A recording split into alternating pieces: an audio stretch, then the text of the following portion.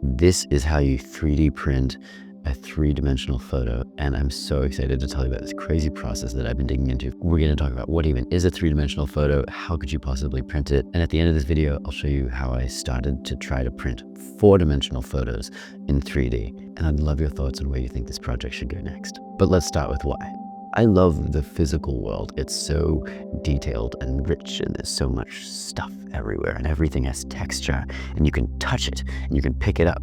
But as a computational designer, so much of my work actually happens on a screen. And these two-dimensional screens are so powerful, but they're also so flat. And I've been a photographer for 20 years now, and one of the coolest things about photography is that it can flatten the three-dimensional world into 2D. But what I've always liked even more than photography is photogrammetry, where you use a computer to combine a bunch of photos of something from all angles and create this realistic three-dimensional representation of it. For a while, people were making these three-dimensional photos out of meshes, where the outer boundary of an object is defined with a whole bunch of little triangles or quads. But a few years ago, some super smart, wonderful nerds figured out how to make these things called Gaussian Splats, where instead of depicting three-dimensional reality with meshes, you just draw a brush stroke in space, a color just floating in space. And if you do this thousands and thousands and thousands of times with all these different sizes and colors of brush strokes at all these different angles, then it ends up looking like reality. It turns out it's actually a strangely good metaphor for how reality actually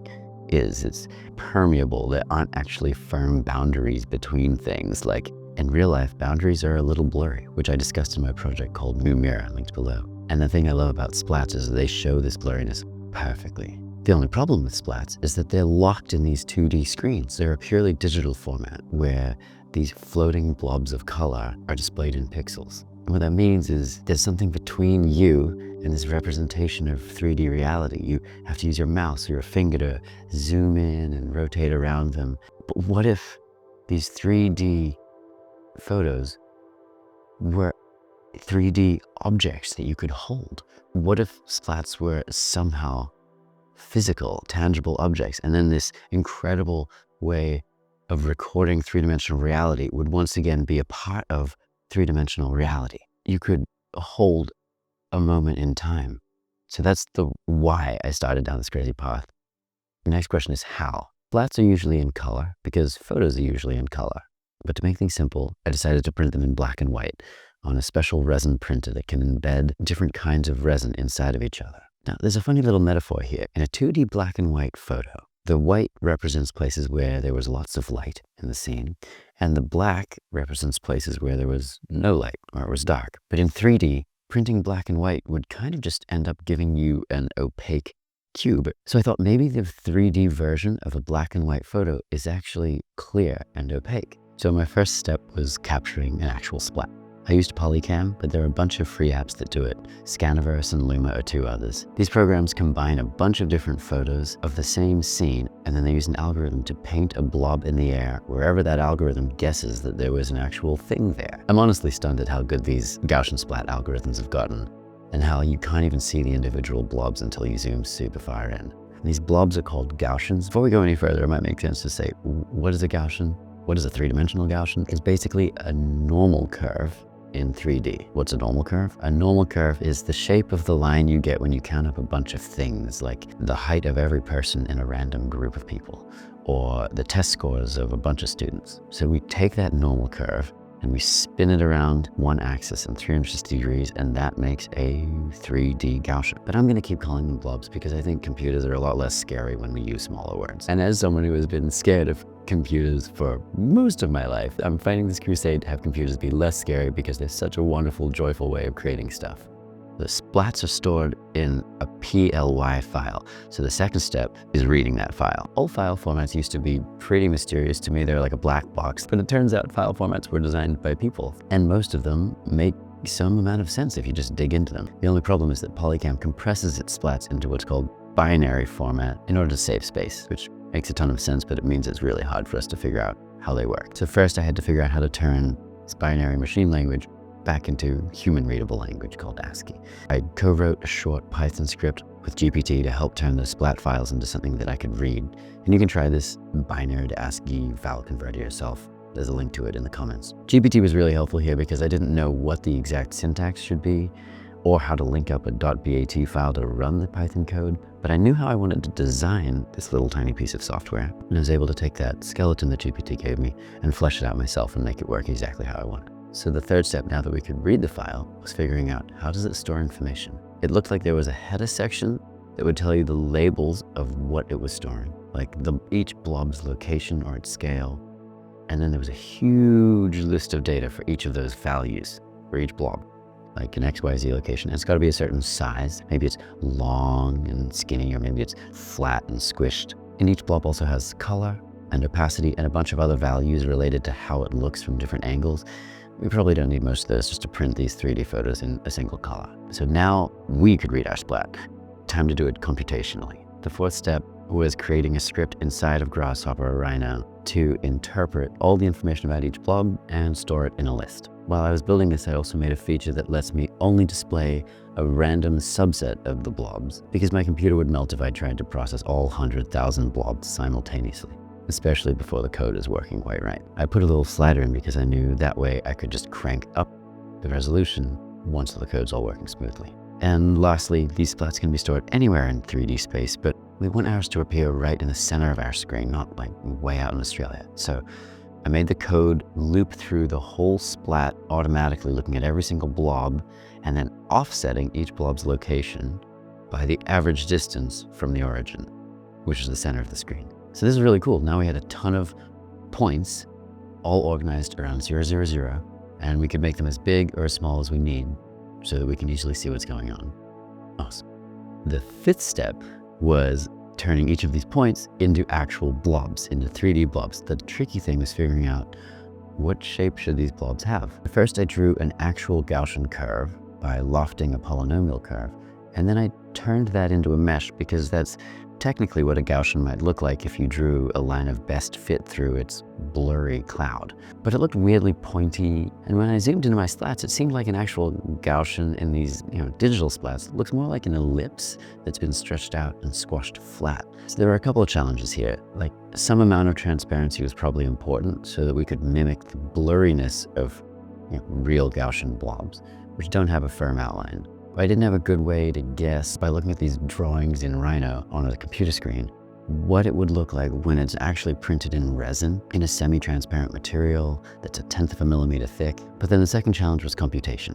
Our mesh model of a blob couldn't have too many faces, or else our digital model would once again totally crash the computer. If we created 50,000 blobs and each blob had 50 faces, that would make a 2.5 million face collection of meshes, which is doable, but laggy as all hell, especially when you want to do more computationally expensive things, which we have to do next in order to prepare for 3D printing. So instead of using a mesh of a Gaussian, I created a shape that has the fewest possible faces while still being roughly spherical. And after some tinkering, it seemed like we could use 14 faces to create a blob like that. And it looked a little bit more like a gemstone than a Gaussian, but at this tiny scale we're using, where each of these is going to be much less than a cubic millimeter, I think it would be just fine. The sixth step was taking this model gemstone blob and making a new copy of one of them at every single point in our splat, rotated and scaled correctly. And I want to pause here and say that up until this point, GPT was a very helpful collaborator. It generated the code to read the positions and scales and